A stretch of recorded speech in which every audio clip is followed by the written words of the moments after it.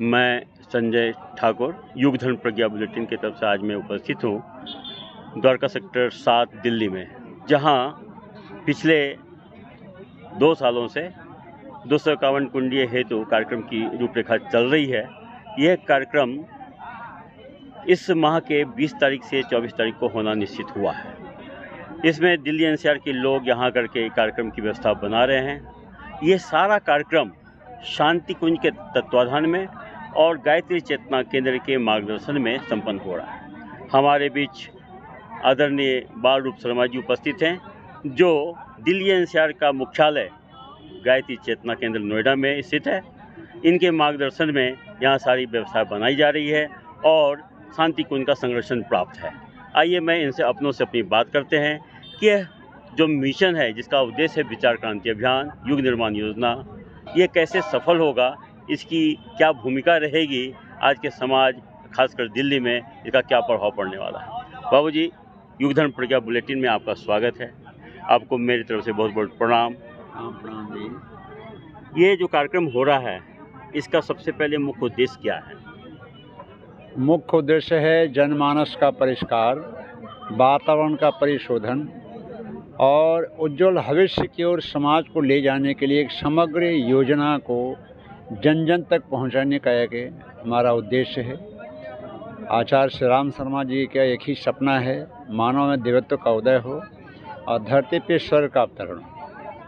बाबूजी, एक चीज़ बताइए, ये योजना तो हम बहुत वर्षों से सुनते आ रहे हैं और पूरे विश्व में आज देखें रसिया और यूक्रेन, ईरान, इजराइल का युद्ध चल रहा है। आज लोग अपने आप को बदलने के लिए तैयार नहीं हो रहे हैं। तो गुरुदेव का जो 100 वर्ष पूर्व का जो योजना था विचार क्रांति अभियान, कितना सफल होता कुछ नज़र आ रहा है आपको? आप स्पष्ट देख रहे होंगे, जो शांति के दूत हम लोग हैं, सनातन संस्कृति के जो अनुयायी हम लोग हैं, अभी से दुनिया के अशांत वातावरण हम कितना धैर्य से काम ले रहे हैं, कितना दूरदर्शी विवेकशीलता का परिचय दे रहे हैं, कितनी सहनशीलता के साथ काम कर रहे हैं। लेकिन उद्देश्य यही है कि व्यक्ति के अंदर वो संवेदना जगे और राष्ट्र के नव निर्माण में अपना समय, साधन, प्रतिभा, प्रभाव का योगदान दे। ये वैचारिक परिवर्तन है। पीढ़ी दर पीढ़ी जो प्रदूषित हुआ है विचारों का, जब तक वैचारिक परिशोधन नहीं होगा, आज सबसे बड़ा प्रदूषण वैचारिक प्रदूषण है, तो गुरुदेव का काम बड़ा तीव्र गति से हो रहा है। लेकिन मनुष्य को बदलना है, मनुष्य ही सबको बिगाड़ता है। यदि अच्छे विचार होंगे तो अच्छा परिवार होगा, अच्छा समाज होगा। वैचारिक प्रदूषण के लिए और ये यज्ञ और गायत्री मंत्र का कुछ रिलेशन है क्या? इसमें कुछ संबंध है? बिल्कुल, दोनों युग में है। हमारी संस्कृति के 2 ही आधार हैं, देव संस्कृति के निर्माता, यज्ञ पिता, गायत्री माता। गायत्री का जो तत्व दर्शन है विचारों को ऊंचा उठाने के लिए, भावनाओं को ऊंचा उठाने के लिए, और यज्ञ उसका प्रैक्टिकल रूप है, व्यवहारिक स्वरूप है। क्या करें, क्यों करें, कैसे करें, किसके लिए करें। तो त्याग का भाव, परमार्थ का भाव, परहित की कामना, स्वार्थ संकीर्णता से आदमी ऊपर उठे, देना सीखे। ये हम लोग यज्ञ करते हैं तो स्वाहा करते हैं और बोलते हैं इदम गायत्री इदम नमः। ये त्याग और परमार्थ ही है जो व्यक्ति को महान बनाता है। स्वार्थ संकीर्णता व्यक्ति सामान्य जीवन जीता है पशु जैसा। बस स्वार्थ से जितना परमार्थ की ओर बढ़ता उतना ही देवत्व की ओर बढ़ता है। तो गायत्री यज्ञ का जो युग्म है, यही है कि व्यक्ति का विचार ऊंचा उठे और व्यक्ति का कर्म ऊंचा उठे, श्रेष्ठ उठे, व्यवहार हो, संवेदनाशील जीवन हो। यज्ञ के माध्यम से लोग बोलते हैं वातावरण का भी परिष्कार होता है और साथ साथ मनुष्य के व्यक्तित्व में भी निखार आता है। लेकिन इस दिल्ली को आपने क्षेत्र को क्यों चुना इस कार्यक्रम के लिए?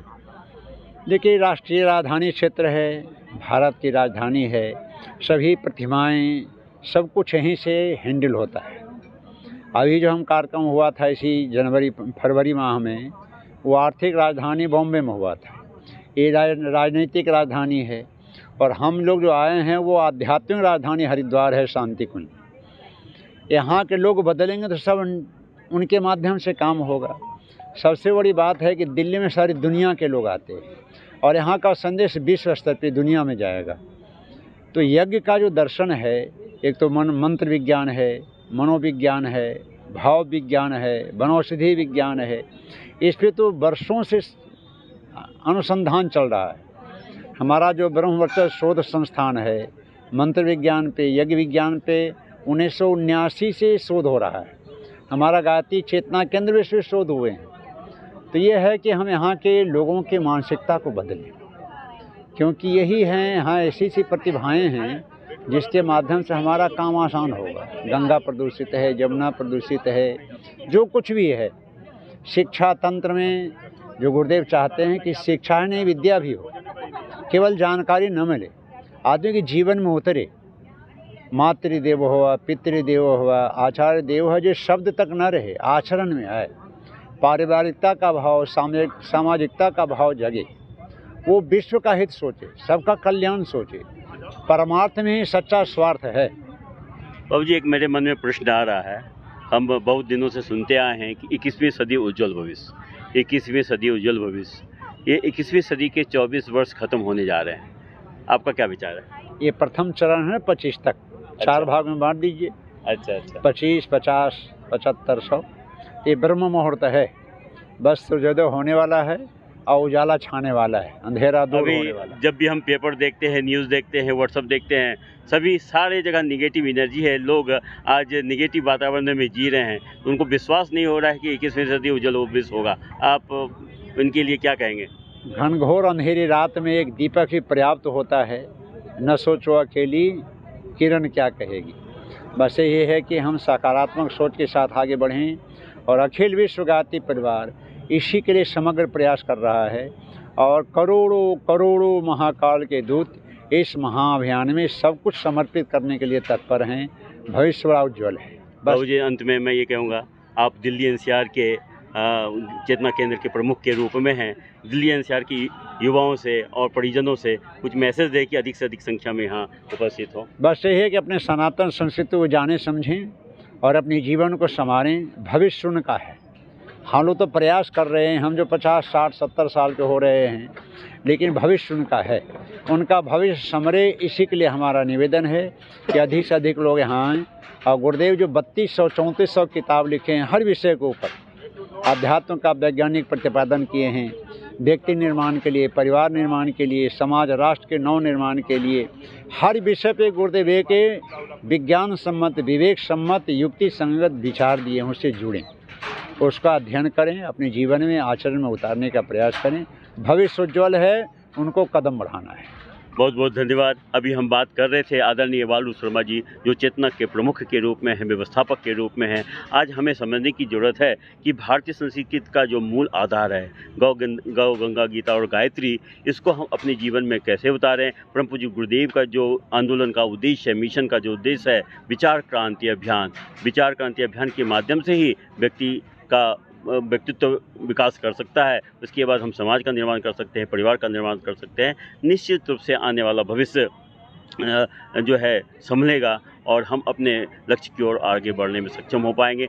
आप तमाम दर्शकों से, श्रोताओं से निवेदन करेंगे कि इस कार्यक्रम में अधिक से अधिक संख्या में उपस्थित होकर इसका लाभ लें। दिल्ली में आएँ, अपने दोस्तों को लाएं, अपने बच्चों को लाएं, अपनी भारतीय संस्कृति से जोड़ें। बहुत बहुत धन्यवाद आपका। प्रणाम।